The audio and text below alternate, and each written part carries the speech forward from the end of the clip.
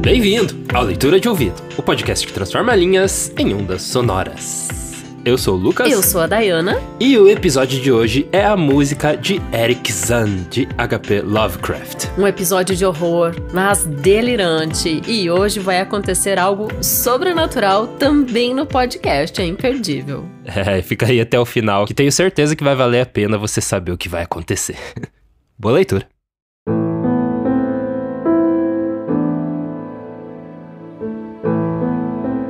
A música de Eric Zahn, de Howard Phillips Lovecraft. Tradução: Alda Porto, Vilma Maria da Silva, Lenita Rimoli Esteves e Paulo César Castanheira.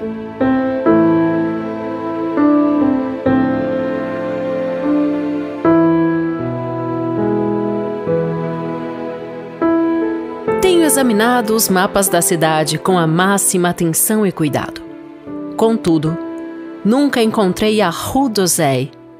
Não tenho examinado apenas mapas modernos, pois sei que os nomes mudam. Pelo contrário, tenho pesquisado profundamente todas as antiguidades do lugar e tenho pessoalmente explorado muitas regiões, quaisquer que sejam seus nomes, que possivelmente pudessem corresponder à rua que conheci como Rue d'Oseille. Apesar de tudo que tentei, resta o fato humilhante de que não consegui achar a casa, a rua, ou mesmo a localização onde, durante os últimos meses de minha pauperada vida como estudante de metafísica na universidade, ouvi a música de Eric Zahn. Que minha memória esteja fraca, com isso não me surpreendo, pois minha saúde física e mental foi gravemente afetada durante todo o período de minha residência na Rue d'Oseille. E não me lembro de ter levado ali nenhum de meus poucos amigos. Mas que eu não consiga achar o lugar novamente é tão estranho quanto desconcertante, pois ficava a meia hora de caminhada da universidade e se distinguia por peculiaridades que dificilmente poderiam ser esquecidas por qualquer um que tivesse ido ali. Nunca encontrei quem conhecesse a Rue d'Oseille. A Rue d'Oseille ficava do outro lado de um rio turvo margeado por armazéns inclinados com vidraças foscas, cortado por uma ponte maciça de pedras escuras. Aquele rio estava sempre envolvido em sombras, como se a fumaça das fábricas vizinhas expulsasse permanentemente o sol. Desprendia também um fedor pestilento que nunca experimentei em nenhum outro lugar, o que talvez me ajude algum dia a encontrar a rua que busco, já que eu reconheceria esse cheiro imediatamente. Além da ponte havia ruas estreitas com um calçamento de pedras e providas de trilhos, e depois uma subida, no início gradual, mas inacreditavelmente íngreme à medida que se aproximava da Rue d'Oseille. Nunca vi uma rua tão estreita e íngreme como a Rue d'Oseille. Era quase um despenhadeiro, fechada ao acesso de carros. Consistia em muitos pontos de escadarias que terminavam no topo com um muro alto coberto de era. O pavimento era irregular, às vezes com pedra de brita, outras com pedras lavradas, outras vezes de chão batido com uma vegetação pardacenta que forcejava espaço. As casas eram altas com tetos pontudos, incrivelmente antigas e surpreendentemente inclinadas atrás, na frente e dos lados. Ocasionalmente, duas casas inclinavam-se na frente, a ponto de quase formarem entre si um arco sobre a rua, e seguramente impediam a luz de alcançar a rua abaixo. Havia algumas pontes suspensas entre as casas de um e outro lado. Os moradores daquela rua me impressionaram particularmente. A princípio pensei que fosse porque eram todos silenciosos e reservados, mas depois concluí que se devia ao fato de que todos ali eram extremamente velhos. Não sei como passei a morar numa rua como aquela, mas eu não era eu mesmo quando me mudei para lá. Tenho morado em muitos lugares pobres, sempre desalojado por falta de dinheiro, até que por fim cheguei àquela casa quase em ruínas, na Rue d'Oseille, mantida pelo paralítico Blandu. Era a terceira casa da rua e a mais alta entre todas. Meu quarto era no 5º andar, o único habitado ali, uma vez que a casa estava quase toda desocupada. Na noite em que cheguei, ouvi uma música estranha, vinda do aposento acima do meu, que ficava imediatamente sob o teto pontudo. E no dia seguinte perguntei ao velho Blandot sobre a música. Ele me disse que era de um idoso violista alemão, um estranho homem mudo, que assinava seu nome como Erich Zann, e tocava nas noites numa orquestra de teatro a baixo preço, acrescentando que o desejo de Zann de tocar à noite depois de voltar do teatro era a razão por que ele tinha escolhido esse sótão cuja janela triangular era o único ponto da rua de onde era possível contemplar o fim do muro no declive e o panorama além. Depois disso, eu ouvia Zann toda noite, e embora me impedisse de dormir, eu era invadido pelo mistério de sua música. Embora conhecesse pouco dessa arte, estava certo de que nenhuma das suas harmonias tinha qualquer tipo de relação com a música que ouvi antes. Concluí que ele era um compositor original e de genialidade extraordinária. Quanto mais ouvia, mais ficava fascinado, até que depois de uma semana resolvi travar conhecimento com o ancião. Uma noite em que Zann voltava do trabalho, eu o detive no corredor e lhe disse que desejava conhecê-lo e estar presente na ocasião em que ele tocasse.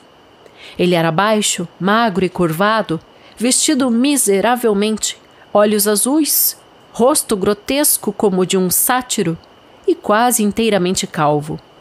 Às minhas palavras iniciais pareceu enfurecido tanto quanto amedrontado. Minha cordialidade espontânea, contudo, finalmente o enterneceu e relutantemente fez sinal para que o seguisse pela escada escura, deteriorada e rangente, que levava ao sótão. Seu aposento, um dos 2 únicos daquele sótão de teto inclinado, ficava a oeste, na direção do alto muro que formava a extremidade superior da rua.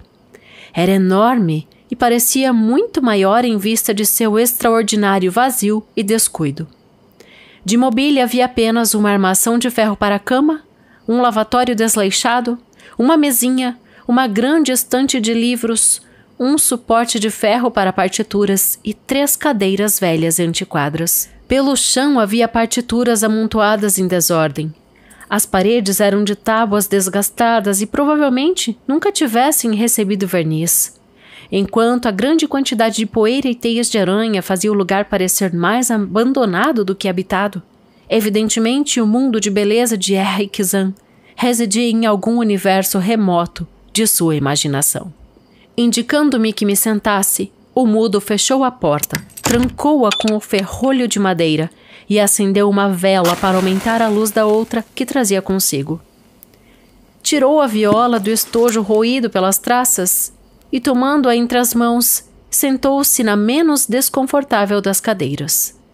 Não utilizou o suporte para partituras e, sem me propor escolha, tocou de memória, encantando-me por mais de 1 hora com melodias que eu nunca tinha ouvido antes, melodias que deviam ser de sua própria criação. Descrever sua exata natureza é impossível para quem não é versado em música. Era um tipo de fuga com passagens recorrentes da mais encantadora habilidade, mas notáveis para mim pela ausência das notas misteriosas que eu tinha ouvido em outras ocasiões de meu quarto, no andar de baixo. Eu tinha na memória aquelas assombrosas notas e várias vezes as vocalizara e assobiara imperfeitamente para mim mesmo. Então, quando o músico por fim depôs o arco, pedi-lhe que executasse algumas delas. Ao meu pedido, o rosto rugoso de sátiro perdeu a placidez aliada que a arrebatara durante a execução anterior e pareceu manifestar a mesma mescla curiosa de ira e medo que eu notara quando o abordei pela primeira vez. Por um momento me inclinei a usar a persuasão, considerando principalmente os caprichos flutuantes da senilidade. Até mesmo tentei despertar o ânimo misterioso de meu anfitrião, assobiando algumas notas das melodias que eu tinha ouvido na noite anterior. Mas não alimentei essa intenção por mais de 1 minuto, pois quando o músico, mudo, reconheceu a melodia vocalizada, seu rosto se contorceu abruptamente, adquirindo uma expressão que escapava completamente à análise, e sua mão direita, longa, gélida e esquálida, estendeu-se para deter minha boca e calar a grosseira imitação. Depois de fazê-lo, revelou mais uma vez sua excentricidade ao lançar um olhar alarmado para a única janela cortinada, como se temeroso de algum intruso. Um olhar duplamente absurdo, já que o sótão ficava acima de todos os telhados vizinhos, o que o tornava inacessível, sendo essa janela o único ponto da rua íngreme, conforme disse-me o zelador, de onde se podia ver acima do muro os picos mais altos. O olhar do ancião trouxe-me à mente o comentário de Blandot, e um tanto voluntarioso senti vontade de olhar o panorama vertiginoso dos telhados à luz da lua, assim como as luzes da cidade além dos altos picos que entre todos os moradores da Rue d'Oseille, apenas esse intratável músico podia contemplar. Dirigi-me à janela e estava quase abrindo as indescritíveis cortinas quando, com uma fúria aterrorizante e mais violenta que a anterior, o mudo anfitrião arrojou-se sobre mim novamente. Dessa vez, acenando com a cabeça a direção da porta ao mesmo tempo em que se esforçava nervosamente para me arrastar dali com ambas as mãos. Já completamente enfastiado de meu anfitrião, ordenei-lhe que me soltasse, dizendo-lhe que sairia imediatamente. Soltou-me e, percebendo-me desgostoso e ofendido, pareceu apaziguar-se. Voltou a me agarrar com firmeza, mas dessa vez de forma amigável. Conduziu-me a uma cadeira e então, com uma expressão pensativa, dirigiu-se à mesa repleta de papéis em desordem, na qual apanhou um lápis e escreveu num francês forçado, típico de estrangeiro. A nota que ele finalmente me entregou era um pedido de tolerância e perdão. Jean disse que era velho, sozinho e atormentado por estranhos medos e transtornos nervosos relacionados com sua música e outras coisas. Encantou-o que eu tivesse ouvido sua música, desejava que eu retornasse e não se incomodasse com suas excentricidades. Mas ele não podia tocar para outros suas músicas sobrenaturais, e não podia suportar ouvi-las de outros, como também não podia suportar ver outra pessoa tocar em qualquer objeto de seu aposento. Ele não sabia, até nosso encontro no corredor, que eu podia do meu quarto ouvi-lo tocar, e então me pediu que providenciasse com Blandot um quarto, um andar mais baixo, onde eu não o ouvisse tocar à noite. Pagaria, ele escreveu, a diferença do aluguel. Enquanto me ocupava em decifrar o execrável francês, me senti mais afável com o ancião. Ele era vítima de transtornos físicos e nervosos, como também eu fui. Meus estudos de metafísica tinham me ensinado a bondade. Entre o silêncio veio um som leve da janela. Devia ser o matraquear do vento noturno batendo contra suas folhas. E por alguma razão, me veio um sobressalto quase tão impetuoso como o de Erikson. Por isso, ao terminar de ler a nota, apertei a mão de meu anfitrião e me despedi como amigo. No dia seguinte, Blandot deu-me um quarto mais caro no terceiro andar, entre os aposentos de um agiota idoso e de um respeitável tapeceiro. Não morava ninguém no quarto andar. Não tardou para que eu percebesse que a avidez de Jean por minha companhia não era tão grande quanto parecia quando ele me persuadiu a mudar do quinto andar. Ele não me solicitou, e quando eu mesmo o procurava, parecia-me inquieto e indiferente. Isso ocorria sempre à noite. Durante o dia ele dormia e não recebia ninguém. Minha amizade por ele não aumentou, embora o sótão e a música misteriosa parecessem exercer sobre mim um estranho fascínio. Tinha um desejo curioso de olhar por aquela janela, ver acima do muro e abaixo as escarpas ocultas, os telhados cintilantes e os pináculos que dali deviam abrir-se à visão. Uma vez subi ao sótão durante as horas em que Jean estava no teatro, mas a porta estava trancada. O que me ocorreu fazer foi ouvir secretamente as execuções musicais noturnas do ancião mudo. Primeiro, ia na ponta dos pés, até meu antigo quinto andar. Depois, tornava-me audacioso bastante para subir a última escada rangente até o sótão. Ali naquele estreito hall, do lado de fora da porta trancada com fechadura tampada, eu ouvia frequentemente melodias que me enchiam de um indefinível pavor. O pavor de um prodígio indefinido e impreciso mistério. Não que os sons fossem pavorosos, pois não eram, mas suas vibrações não sugeriam nada que tivesse semelhança com esse mundo. E a certos intervalos assumiam uma marca sinfônica que dificilmente eu podia conceber fosse criada por um músico. Certamente a Rixan era um gênio de extraordinário vigor. Conforme as semanas decorriam, a execução musical tornava-se mais frenética, ao passo que o velho músico adquiria uma crescente exaustão e se tornava mais arredio, o que causava piedade de olhar. Ele agora recusava receber-me a qualquer hora e me evitava toda vez que nos encontrávamos nas escadas.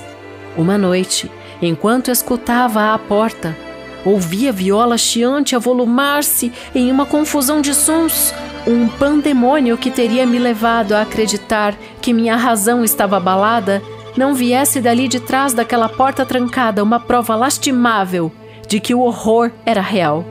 Um tremendo e inarticulado grito que apenas um mudo pôde emitir e que só se produz em momentos da mais terrível angústia e temor.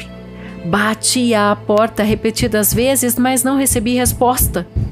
Depois fiquei esperando no escuro corredor, tremendo de frio e medo, até que ouvi os esforços débeis do infeliz músico para levantar-se do chão com o auxílio de uma cadeira. Acreditando que ele acabara de retomar a consciência, depois de acometido por um desmaio, renovei as batidas, gritando meu nome ao mesmo tempo de maneira tranquilizadora. Ouvi Zan se arrastar para a janela, fechar as venezianas e as cortinas, depois cambalear até a porta, que dificultosamente destrancou para me receber. Dessa vez, sua alegria com a minha presença foi genuína, pois em seu rosto contorcido cintilou em alívio, ao mesmo tempo que se agarrava ao meu casaco como uma criança se agarra à saia da mãe. Tremendo pateticamente, o ancião me fez sentar em uma cadeira enquanto ele se atirava em outra, ao lado da qual sua viola e arco jaziam negligenciados no chão.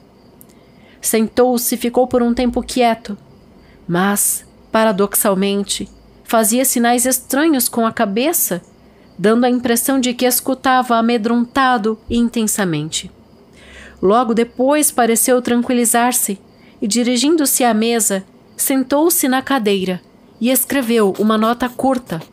Entregou-a a mim e retornou à mesa, onde começou a escrever com rapidez e incessantemente. A nota implorava, por ato de compaixão e em favor de minha curiosidade, que eu ficasse onde estava enquanto ele preparava um relato completo, em alemão, de todas as maravilhas e terrores que o acossavam. Atendi, e o lápis do ancião mudo corria veloz sobre o papel. Foi talvez uma hora depois, enquanto eu ainda esperava e enquanto o músico ancião continuava a amontoar febrilmente folhas escritas, que ouvi Zan sobressaltar-se repentinamente, como se parecesse tomado de um horrível abalo. Inequivocadamente ele estava olhando para a janela com as cortinas cerradas e escutava assaltado de tremores. Logo eu julguei ouvir um som. Diferentemente, em vez de espantoso, era uma nota musical agradavelmente baixa e infinitamente distante. Parecia vir de um músico que tocava em uma das casas vizinhas ou de alguma residência além do alto muro, sobre o qual nunca pude olhar. O efeito sobre Zan foi terrível, pois, deixando cair o lápis, levantou-se repentinamente, apoderou-se de sua viola e começou a golpear a noite com a música mais frenética que já ouvira executada por seu arco, exceto quando ocultamente ouvia à sua porta.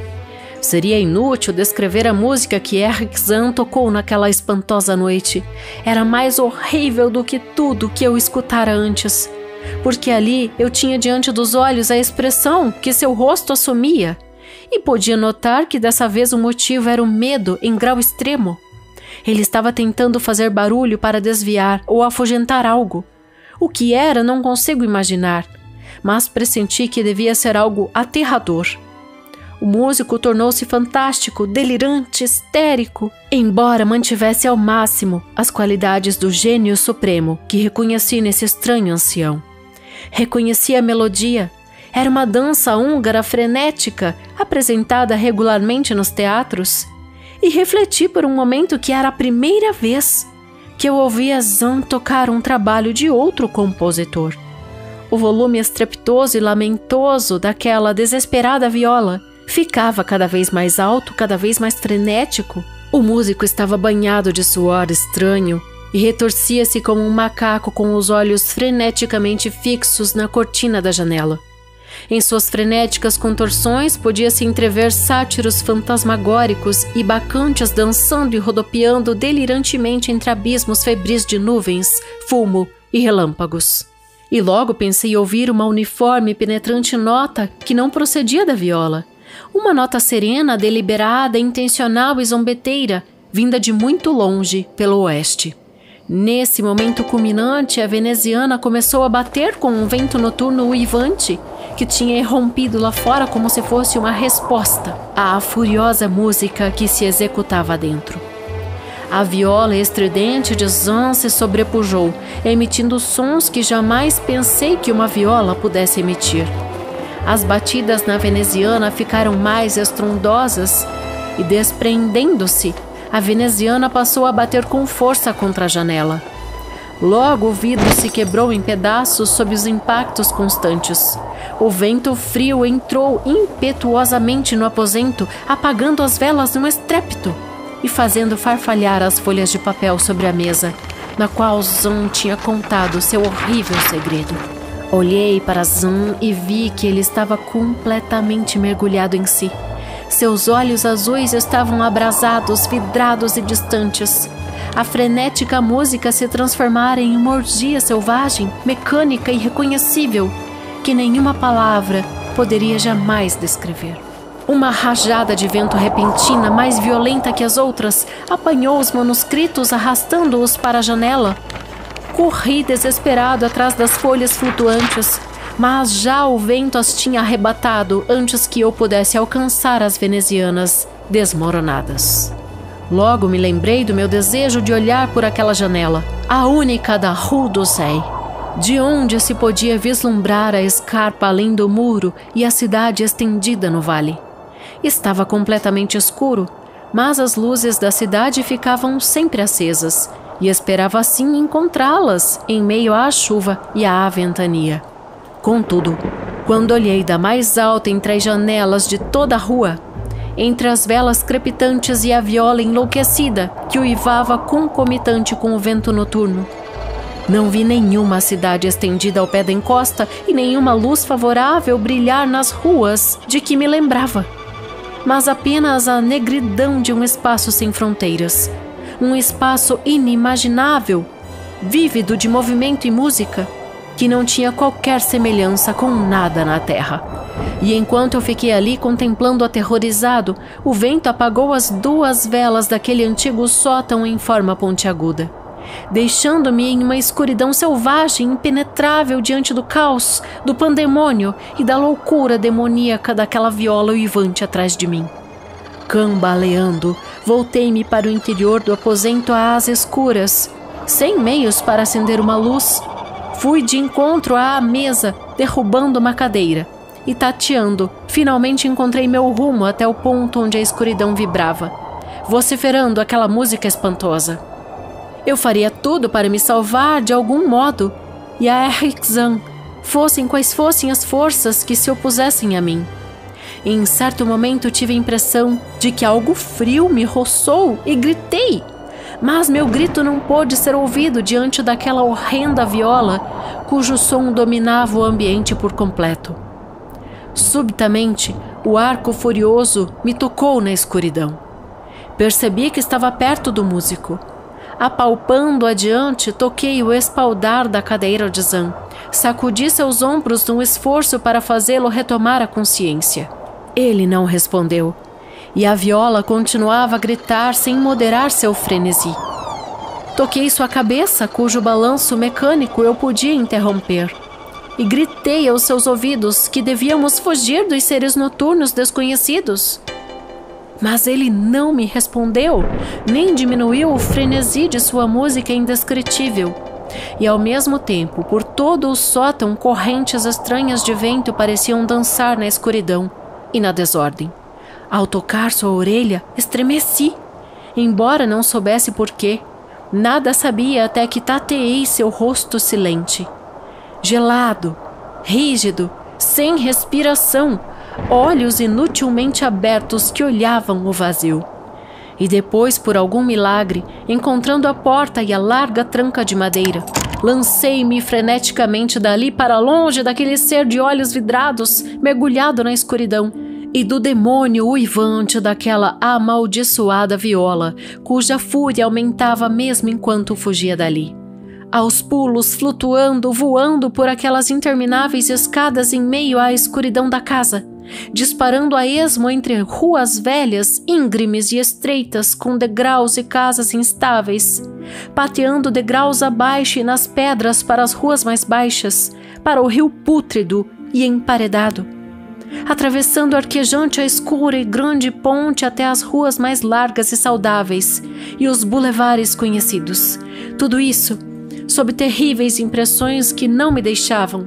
E me recordo de que não havia vento nem lua e todas as luzes da cidade estavam acesas.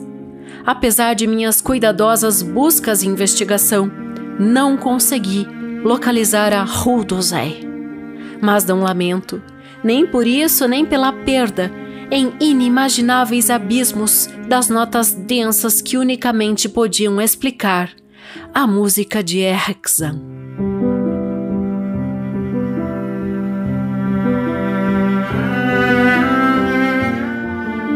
E esse foi a música de Erikson, de H.P. Lovecraft. E, como prometido, aí vai uma mensagem de um dos nossos apoiadores aqui do Leitura de Ouvido. Uma vez, eu vi uma árvore no meio de um deserto. Essa árvore resistia a uma vida sob um sol escaldante, um vento constante e não se rendia. A árvore não tinha raízes fortes, uma vez que crescia na areia, e também não tinha água frequentemente, já que ficava longe de qualquer fonte. Com o passar dos anos, aquela árvore tomou contornos diferentes. O vento a dobrou, contorceu e alterou sua forma. No entanto, a árvore não caiu. Ela dobrou, mas não caiu. A árvore, embora não tivesse nada onde se sustentar, continuava por teimosia, pura e simples. Ela estava dobrada, mas não caída. Assim a gente continuou e assim a gente continua. Estarmos juntos nos apoiando não é uma fraqueza. Muito pelo contrário, é a soma de duas forças. Somos força sobre força, aqui na Terra. Obrigado por compartilharmos caminhos juntos, por sermos fortes juntos. Quero continuar sendo forte ao seu lado enquanto respiramos. É uma honra estar ao seu lado, minha trouxa, minha Morgana, minha Nimue, minha Amato, minha Caroline. Aceita se casar comigo? Assinado, Felipe Cronato. Aê! Agora a gente não vai ter como saber, né, a resposta. Que sensacional! Essa foi... acontece quase nunca em podcast, né? Uma coisa assim. Pedido de casamento. Então o Felipe Cronato, ele é um dos nossos apoiadores e ele chegou até nós com esse pedido, né? Se a gente né, ajudava ele nesse sentido, a gente ficou super feliz com a ideia, com a proposta. E aí está, Felipe Cronato. Então fala pra gente qual que foi a resposta que da Caroline. Da Caroline, que a gente atualiza aí semana que vem com a resposta. Inclusive o Felipe, ele nos apoia há muitos anos, é um dos primeiros apoiadores do podcast, e ele entrou em contato com a gente. Revela ali desde o primeiro contato, Lucas, porque ele é muito fã de Howard Phillips Lovecraft. Uhum. E inclusive no último dia 20, agora de agosto, foi aniversário de nascimento do Lovecraft. Então o Felipe, ele chegou... Olha aí como é legal você apoiar o nosso podcast. Você até casa quando você apoia o nosso podcast. Então, você não só fala com a gente, como casa. Tá, mas aí mais um argumento. Ele chegou pra nós e falou assim: boa noite, amigos e queridos artistas do Leitura de Ouvido. Meu nome é Felipe Cronato e tenho a honra de ser um dos apoiadores do maravilhoso podcast de vocês, que me ajuda e me acompanha sempre que preciso de calma ou de inspiração. Tá inspirado, né? Eu vos escrevo não só como ouvinte agradecido e feliz com o material excelente que vocês entregam, mas também como alguém em busca de um auxílio. Eu me abro a vocês com este pedido, que é de grande responsabilidade, e caso possa ser atendido, me faria muito feliz e agradecido. Existe um conto muito especial para mim e para minha namorada, que se chama A Música de Eric Zahn, de H.P. Lovecraft. Então é o conto que a gente trouxe hoje, né? Na qual o músico, o violinista... Não, um violista. Aí que entra a questão. Exatamente. Um violista, tal como a minha namorada, toca o seu instrumento todas as noites tentando impedir uma invasão de um ser cósmico ao nosso mundo. Caso venha adaptar esse conto, eu iria adorar se uma mensagem minha pedindo a minha namorada em casamento pudesse ser inserida ao final do conto. A viola, né, que é o instrumento, ele é um violino um pouco maior e com uma afinação um pouco diferente. Então ele se assemelha muito ao fiddle, né, que é aquele violino de música country, que é usado bastante no country americano, mas não é ainda o fiddle, é outra coisa. É uma viola, né? E ela é violista, né? Então, Caroline, nossa, que momento. Que momento maravilhoso. Claro que, guardadas as devidas proporções, esse conto, não só pelo instrumento, deve ter algum outro toque, né, que faz com que seja especial para ambos, né?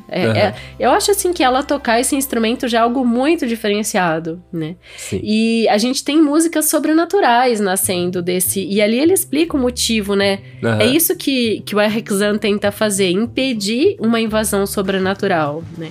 E aí que vem esse toque do horror que o Lovecraft é tão especialista. E do cósmico, né? Que vem aquela coisa de fora que ninguém faz ideia, parece que vem de outro planeta, né? Essa música que vinha, essas notas que vinham de fora. Uhum. Eu achei bonito a forma como ele construiu esse personagem, porque ele é um idoso alemão, violista, e é mudo.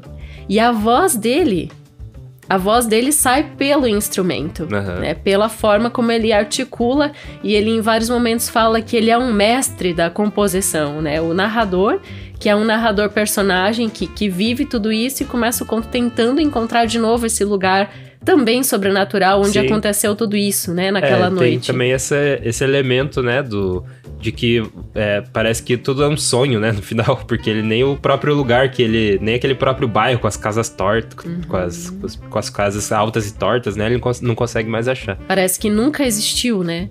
Ao mesmo tempo, aquilo fica na mente dele, nos ouvidos, vociferando essa música infernal, né, com seu arco furioso. Então, eu achei curioso pela forma de... Normalmente, o surdo é mudo, né? Agora, ele não falou que é surdo em nenhum momento. Pelo contrário, ele escutava. Só que ele era mudo. Então, fica uma incógnita aí. Por que esse artista era mudo, né? Porque, normalmente, é surdo-mudo, né? As duas coisas. Só que ele não era surdo. Até porque quando ele... O Eric Zahn é o nome do personagem, né? Mas quando o menino bateu na porta pra tentar... Viu que tava acontecendo algo inusitado lá dentro... Ele ouviu. Né? Ele ouviu e foi abrir, né? E assim, Caroline, abra o seu coração. A gente quer saber aí. E semana que vem, aqui no Leitura, a gente volta a atualizar vocês sobre esse casamento aí, né? Pela primeira vez na história do podcast, no episódio 181... A gente traz um pedido de casamento, então fica aí mais um argumento para você ser um dos apoiadores do Leitura de Ouvido, que você pode casar ou acontecer coisas muito melhores com você, se você ser um dos nossos apoiadores. Eu falei semana passada desse outro argumento, que muitas vezes você apoiando com R$15, no final do teu mês ali, não vai ser algo que, meu Deus, tô devendo dinheiro aqui porque eu apoiei o Leitura de Ouvido, R$15, né? E pra nós isso faz uma diferença enorme, né? Porque junta 15 de um, 15 de outro, e daí o financiamento coletivo, ele se potencializa dessa forma, né? É um pouco que cada um dá que faz um resultado grande. E eu quero dizer que o Felipe Cronato, ele nos enviou de presente, né, o livro do H.P. Lovecraft. Um livro sensacional, que tem os grandes contos, inclusive o de hoje, né? E tem, assim, É gigante, tem que pôr ele num pedestal. É um pavimento.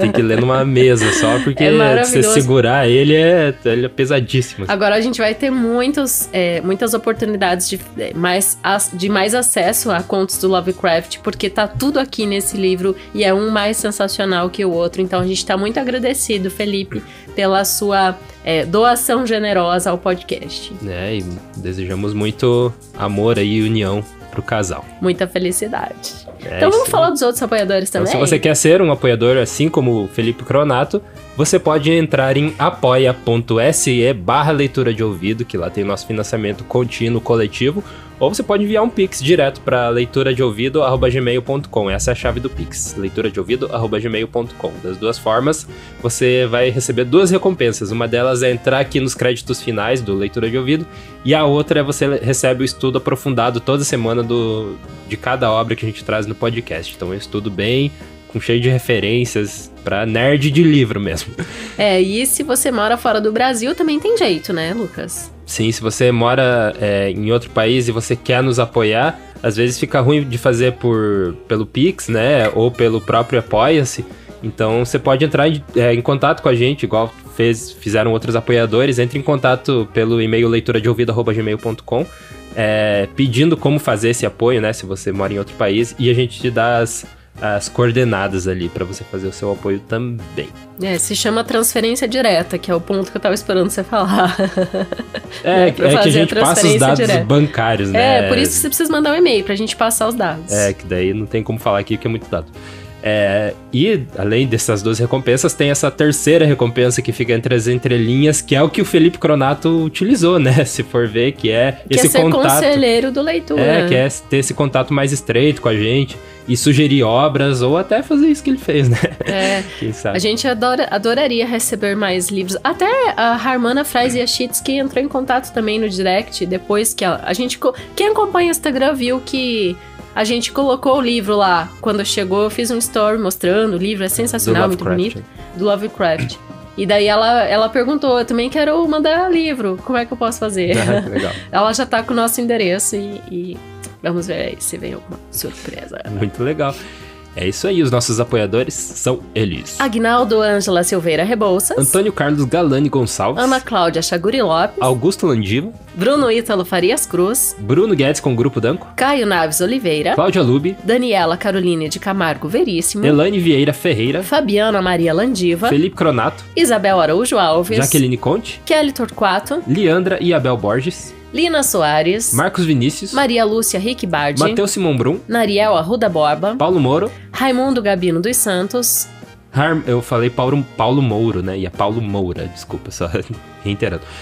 Harmana Freitz Yashitsky, Regina Pacheco, Sérgio Arez Rico da Luz, Silvana Silva, Simone Pessoa de Mesquita, Valéria Batista Pereira e Zenilda Ribeiro da Silva. Obrigado aí, apoiadores do Leitura de Ouvido. Mais uma vez, se você quer ser nosso apoiador, é em apoia.se/leitura de ouvido ou pelo Pix, chave Pix, leituradeouvido@gmail.com.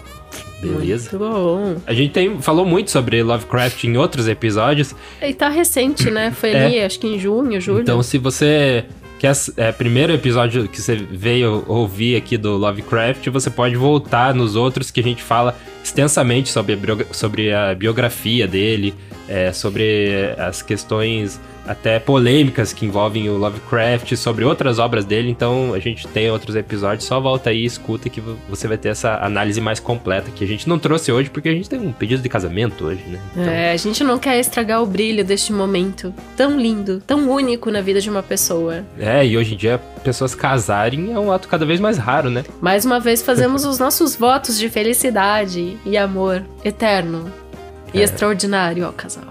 É isso aí. E a gente te vê na próxima leitura.